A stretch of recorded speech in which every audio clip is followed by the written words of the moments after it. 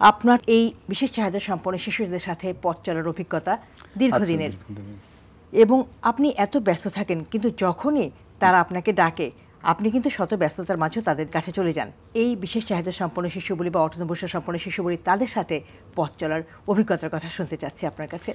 আমি আসলে নজরুল ইনস্টিটিউটে দীর্ঘদিন ধরে কর্মরত ছিলাম।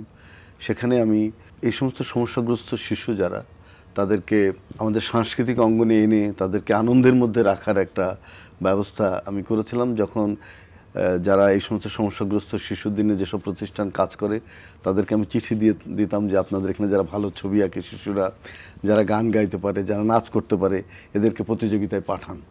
তো আমি দেখতাম যে আমাদের স্বাধীনতা দিবস, 21শে ফেব্রুয়ারি, পহেলা বৈশাখ, এই সমস্ত অনুষ্ঠানগুলোতে সারা ঢাকা শহরের এই সমস্ত সমস্যাগ্রস্ত শিশুরা আসতো। তারা খুব আনন্দের সঙ্গে প্রতিযোগিতা করতো, ভালো ছবি আঁকতো, গান গাইতো। আর আমরা যদি বলতাম কি সুন্দর, শিশুরা একেবারে আনন্দে আত্মহারা এসে আমাকে জড়ায় ধরতো।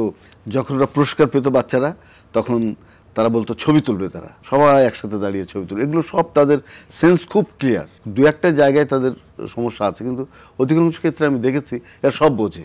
এবং যে লোকটা তাদেরকে পছন্দ করছে না, তারা বুঝে ফেলে এটা, যে এই যে একটা সেন্স তাদের মধ্যে কাজ করে, এটা সৃষ্টিকর্তাই হয়তো সেটা দিয়েছে, যে তারা বুঝে নেবার ক্ষমতা প্রবল। এবং তারা ওই পুরস্কার যে আমি দিতাম এটা তাদের খেয়াল থাকতো, এজন্য তারা এসে আগে গুড়গুড় করতো। তারপরে তার ছবিটা ভালো কিনা সেটা বলতে হতো, আর না বললে খুব কষ্ট পেত। আমি যদি দু একজনের বলতাম তোমার ছবি খুব ভালো, ওইগুলো খুব মন আমি বুঝতাম। আমি তবে সবাইকে ডেকে ডেকে বলতাম কি অসাধারণ তুমি এঁকেছো, এটা খুব ভালো ছবি হচ্ছে, খুব সুন্দর। তখন খুব আনন্দ পেত, জড়িয়ে ধরতো। হ্যাঁ, আবার বারবার নিচে দেখায় কেমন হচ্ছে, আমি খুব মানে ওইটা আমি বুঝতাম, ওদের মনস্তত্ত্বটা বুঝতাম। এবং আমি প্রায় 35 বছর ধরে ওদেরকে আমার বিভিন্ন অনুষ্ঠানে নিয়ে এসেছি, পুরস্কৃত করেছি। এবং আরেকটা জিনিস যে আমি নজরুল ইনস্টিটিউটে যেটা করেছি, যে দৃষ্টি প্রতিবন্ধী একটা ছেলে খুব ভালো অসাধারণ গান করে, তাকে ওখানে আমি প্রতিনিয়ত সুযোগ দিতাম। এখনো ছেলেটা আছে, ভালো গান করে।